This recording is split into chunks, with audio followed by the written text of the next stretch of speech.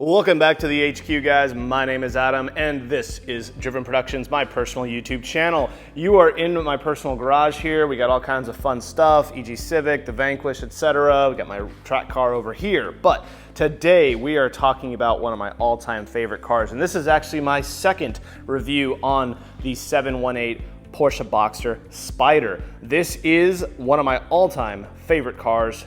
Absolutely, hands down, end of story, period. This is just all about purist driving. This is all about mid-engine fun, usable horsepower. This car only has 414 horsepower and 331 foot-pounds of torque. So the thing is, you can actually run and have some fun in this car. That's our run out spot right here, guys. This is probably one of the safest spots here in Tennessee to rev a car out. It's basically just a private farm out here. I'm gonna go ahead and give it the goods for you so you can see what it does. You ready?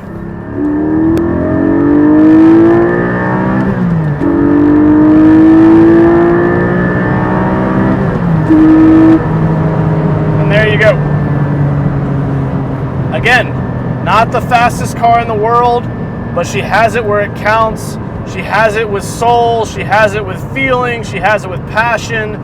It's so much fun to rev, it's so much fun to row the gears out. It's one of the best cars out there. I really think you guys will enjoy this car.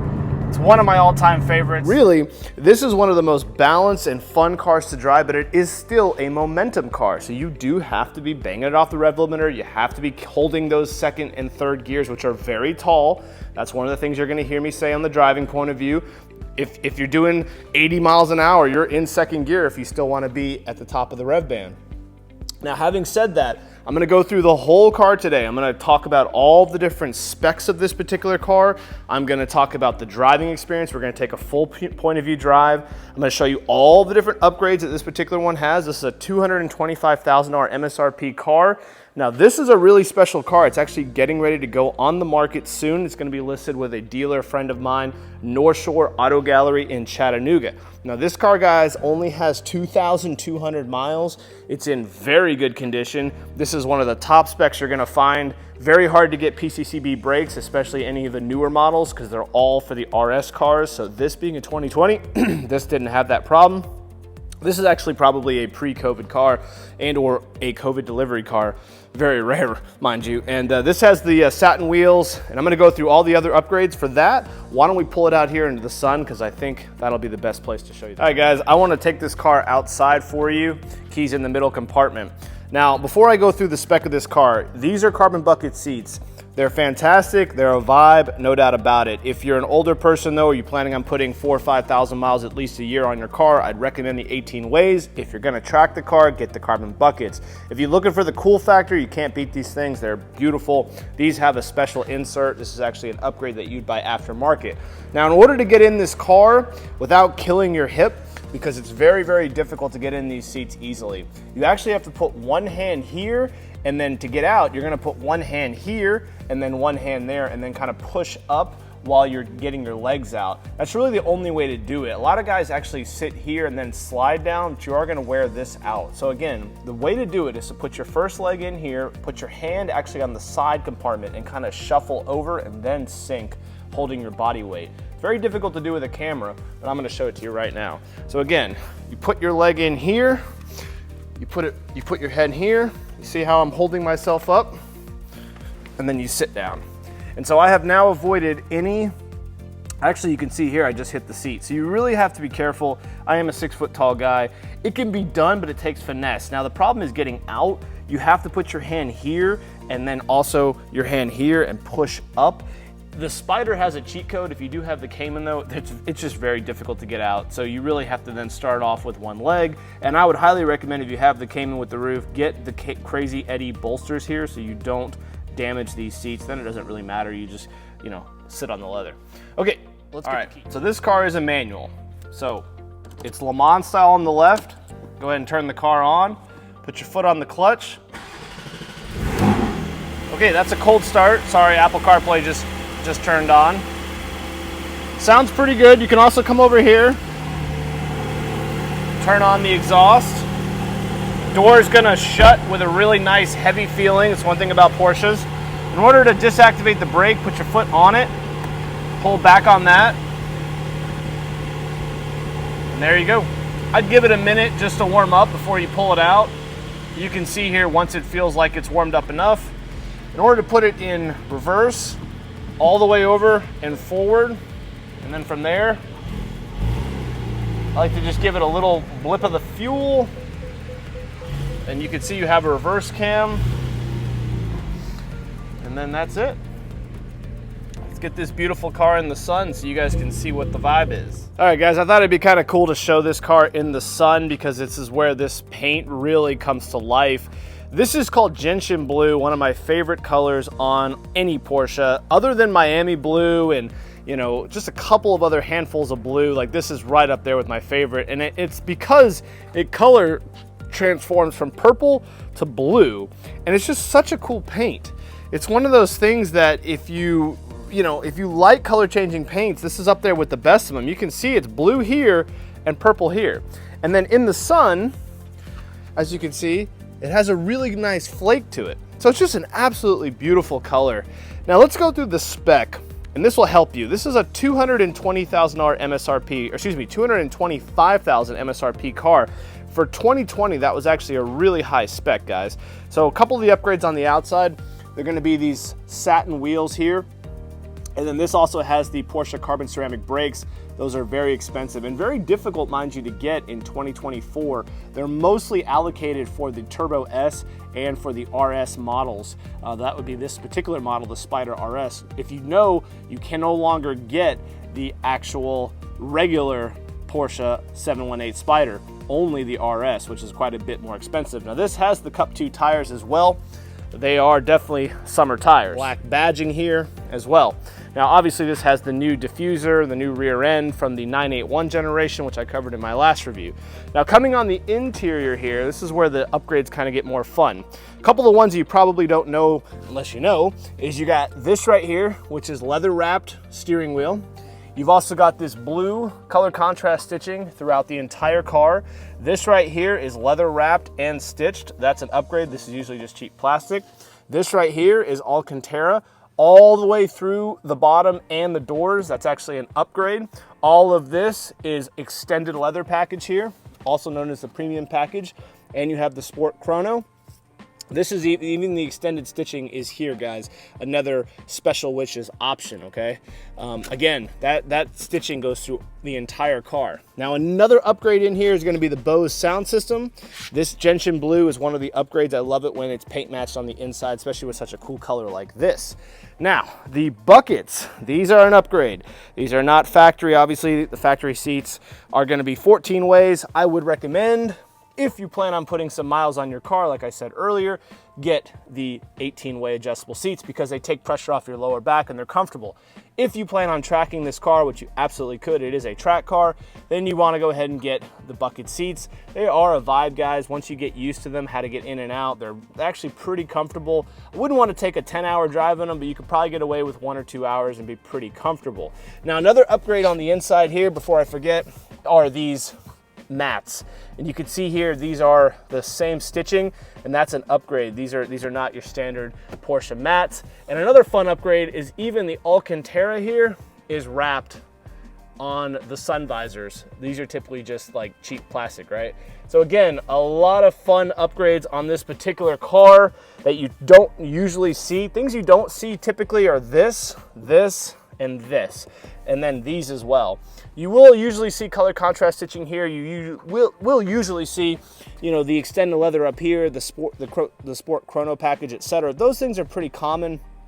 But those other upgrades, those are going to be more of those special wishes, Sunder Wunsch options. And just before I talk about putting the top up, guys, is that not one sexy looking car, or is that not one sexy looking car?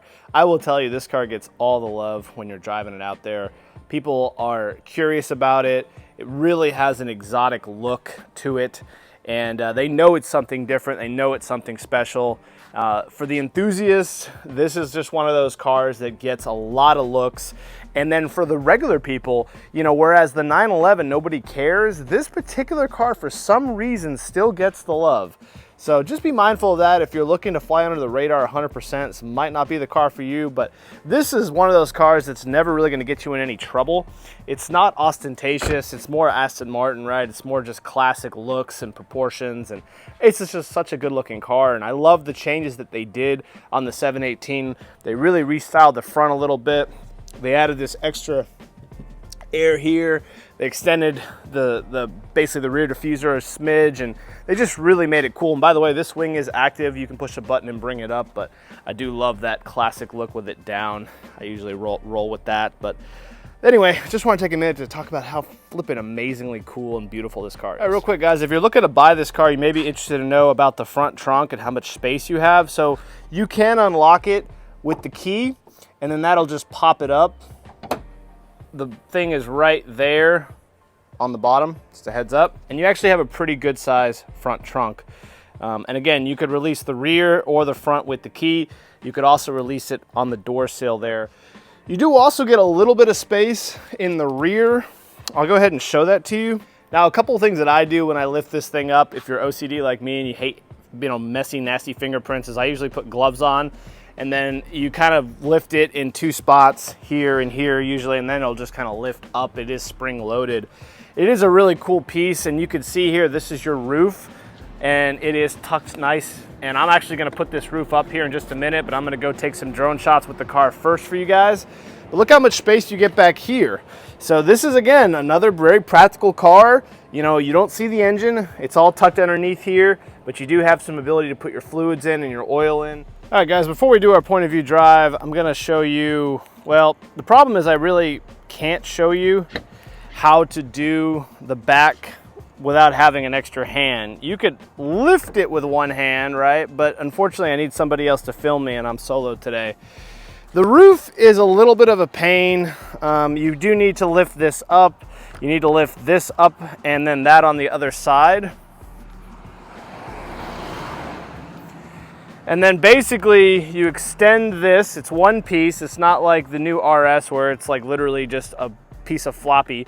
They even took more weight out with the new one, but this just extends forward, and then you have to use a button on the inside, which is right there and or here. Now, when you lift it up, you can see here that there's a couple of little wear indicators here. And so there's a button to release these clips, and it's just right in there. Again, if you don't know where it is, it's hard to find, but it is like right there. And again, it's one of those things that's hard to do with one hand, a little easier with two. Now, again, you don't want to release these until you let this down, because these actually go in to right here. So right now, you're just gonna let it sit like this, and then you're gonna bring this down. All right, now when you get this down, you kind of rock these in. They kind of go from front to back, and then they'll connect, okay? You can see when you pull the top down, guys, like this is where it connects to the car, and then you just push this, and it secures it to the car.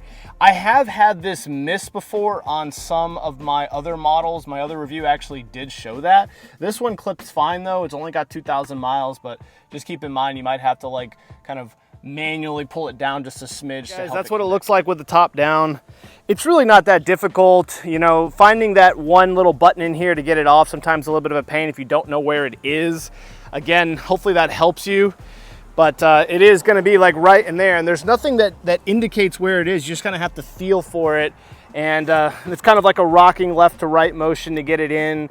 Again, it's pretty tight. This roof hasn't been used that much, and you can see here when it's laid down, it's in really good shape. This only has a 2,000 mile car, right? Is it a deal breaker for me? No, it's not. You know, this car is only 3,140 pounds, so that's what allows it to be so light. Would I prefer it to be manually operated, allowed to be done like the Turbo S in 8 seconds at a stoplight? Sure. I would even give up 100 pounds for that. But again, it's a vibe. A lot of this car is just a vibe. All right, guys, let's go for a POV drive in the 718 Porsche Boxster Spyder. I'm gonna go ahead and turn on the active exhaust. I'm gonna turn on auto blip, and I'm gonna turn off auto stop start, because that feature will drive you crazy in this car.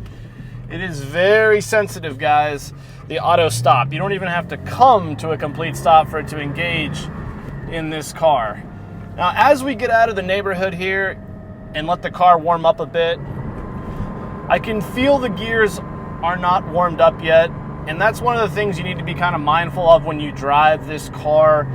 Like, it's a sports car, it's a performance car. It's one of those rare vehicles that the harder you drive it and the more you drive it, the actual better it will feel.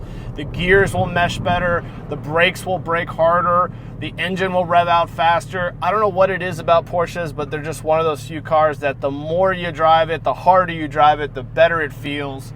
I just think they over-engineer their cars, and it's such a fun driving experience, guys. I cannot speak more highly about the actual driving experience that you're getting ready to watch here in just a second. This car, it does have auto blip, which makes it so much easier to use. So here we go. I'm going to show you what this car can do a little bit.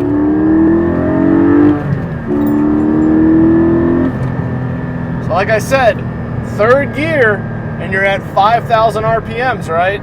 Now, once you get below 4, this car gets pretty quiet. So really, what you're going to want to do is you're going to want to keep it in second.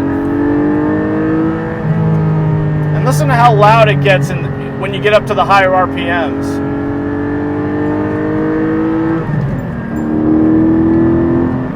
This is where you're going to feel that 414 horsepower, and you're going to feel all 331 foot-pounds of torque.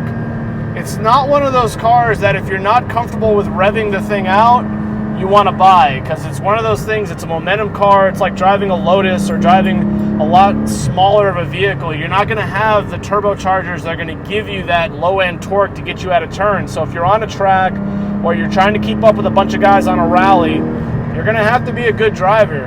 You're going to have to be able to really understand that this car is a momentum car.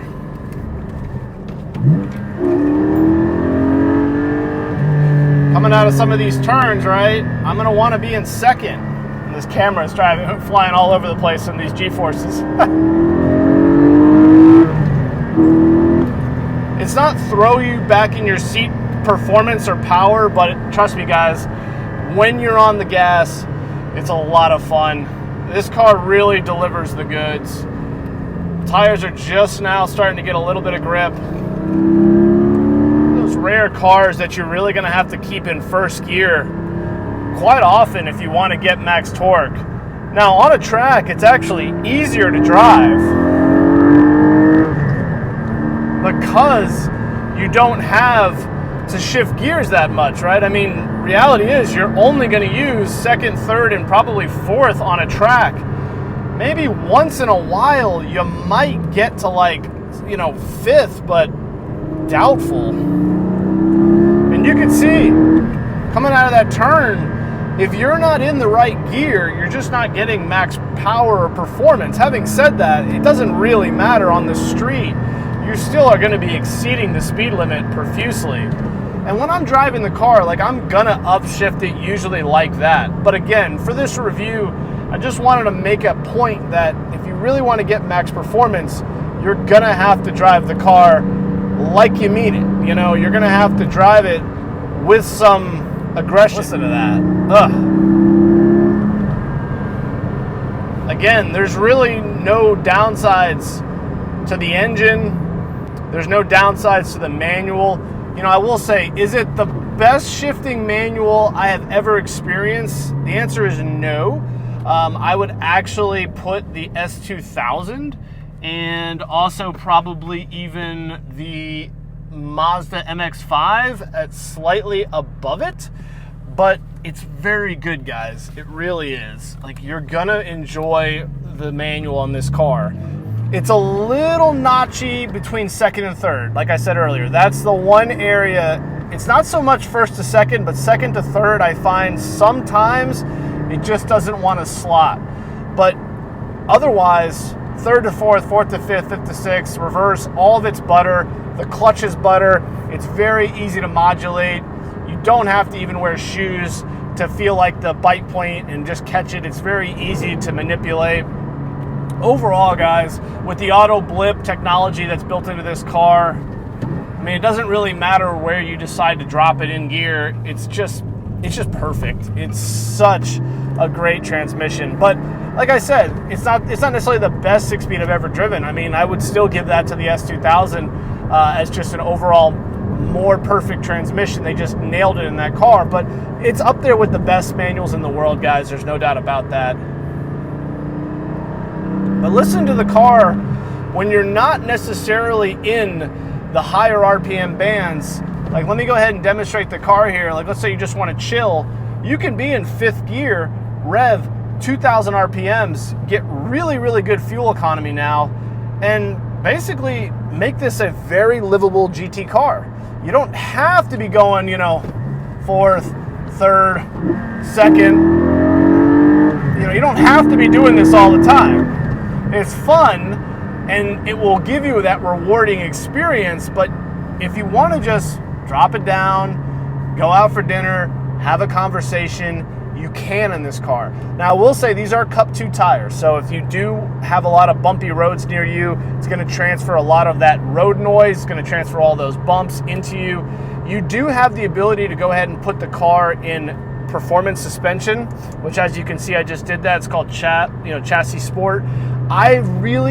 You can feel it a little bit, but unless you're on a track, I probably wouldn't do that. And you could also engage the aero, which I just did, which is going to go ahead and put up the wing automatically. The wing does come up at a certain speed. I think it's above 60, and or if it notices a certain G-force. But overall, those are the only things you can do other than just turning off your stability and electronic controls, which, again, if I was on a track, I probably would do it, because this car would be just so much fun and you would have 100% control. But bottom line is, guys, like, it is world-class driving experience. It is just so much fun to rev out. It's so much fun to shift. And I just love that it has usable power. You don't necessarily have to, you know, like, for example, full throttle in, let's say, 2nd gear, right? Okay, now I'm doing 74. I did full throttle for about 3.5 seconds. In some of these cars, like, let's just take that Roma I was just in not long ago, right? You do that in 3.5 seconds in 2nd gear, and you are going crazy fast, guys. You are already in 3rd gear, probably exceeding 100 miles an hour. Whereas in this car, you're at 75 miles an hour. Again, you're still going fast, you're having fun, but you can actually use this car a lot more on the street. And then when you're on a track, because it's so balanced, because it's mid-engine, because you have all of this incredible aero, I really think you can hold turns a lot faster and tighter than most people on the track. And then at that point, you're one of the fastest guys out there. You know, so even though you don't have that straight line performance coming into some of these, you know, on-ramps, or if you're on a track, some of the straightaways, the reality is you have so much momentum capability with the mid-engine and everything, and you can brake so late with these PCCB brakes, guys. Like, these are the absolute best brakes in the business. You just do have to be careful, and I said this in my last review. You can absolutely throw you and the passenger through the windshield if you're not careful. So these brakes do require a little bit of a finesse. Otherwise, you could very well get yourself into some trouble and just frankly bruise yourself. And if your passenger doesn't happen to have their seatbelt on, I'm telling you, like, you can really get into some trouble with that. They're just super bitey brakes. I mean, they're over 400 millimeters. They do require some warm-up cycles, though. So if you are going to go on the track, again, do 7 out of 10 first lap.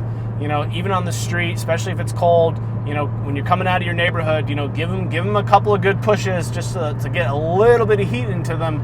Because if you are fully cold and you really need to emergency stop, like a deer comes in front of you or something, you could have a problem with these brakes if they're ice cold. And they do squeal a little bit too. So if it's one of those things that if you like to go into, you know, if you have a lot of city driving and you're constantly going into slow stops, these brakes, when they're cool, they're going to have a little bit of an audible squeak. It's going to sound like to everybody else your brakes need to be changed. That's not the case. These brakes are very hard to wear out. You could probably get almost 70,000, 80,000 miles unless you're just doing a ton of track driving out of them.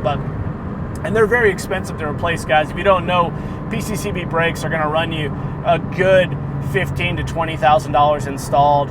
So, you know, you could get a whole MX-5 Mazda speed, or you can have a set of brakes. I mean, you know, Porsche's pay to play, baby. If you want to drive these cars and you want to track them, those Cup 2 tires are going to run you $2,000. You know, you're going to have a lot of consumables, oil changes, spark plugs, all that stuff, air filters, you know, brakes. They're going to be a lot more expensive on this car, but the reality is this is going to give you a driving experience and a fun factor that the Miata just never will be able to do.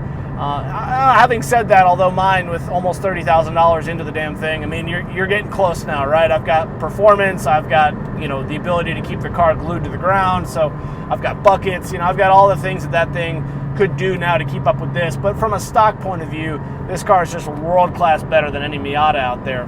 So I hope you guys found the driving portion helpful. You know, I really love this car. I love it with the buckets. Like, it's so much fun to drive and enjoy on these streets.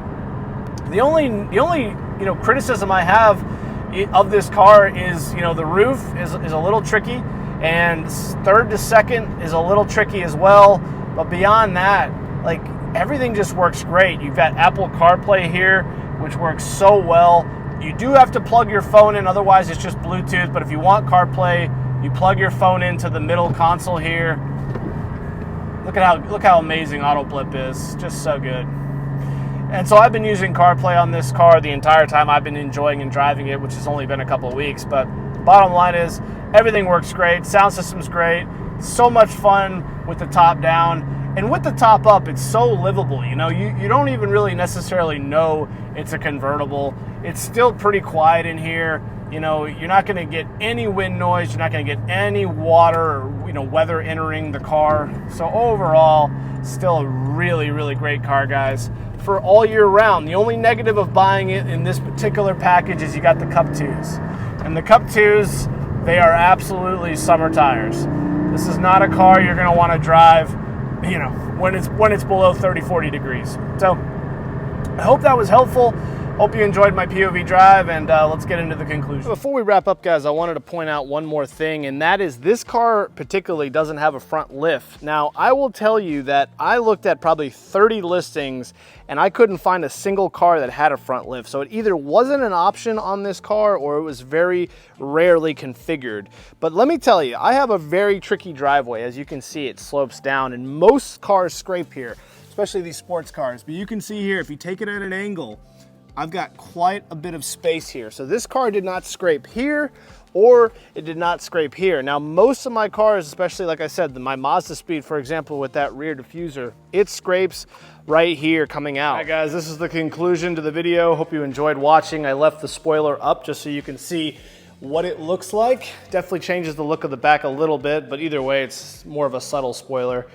But hope you enjoyed it. Hope you learned something about the car. Look, I think these are fantastic buys right now in the market. I think for about 10 over MSRP is what this car is going to be listed for. So you're looking at about $135,000 cars, 125 MSRP. So even after 5 years, and now that it's out of warranty, it still demands a premium in the market. And you'll find ones that are CPO Porsche going for 140, 145 still. So at 135 with 2,000 miles, this is a really good value.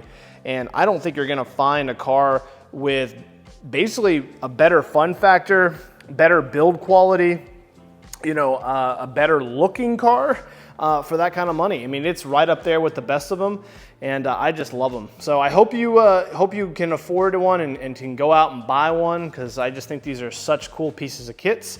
I think this is one of those rare cars you can really take on a track, beat on it, enjoy it, and then just drive it home, and then drive it to work. And she'll drive in the rain, she'll get you to A to B, man, and she won't require that much maintenance. You know, you're gonna have to change the oil and you're gonna have to do some of the consumables, but bottom line is this car should hold up for many, many miles. A lot of guys beat these cars up pretty good, and that's what they're built for, you know?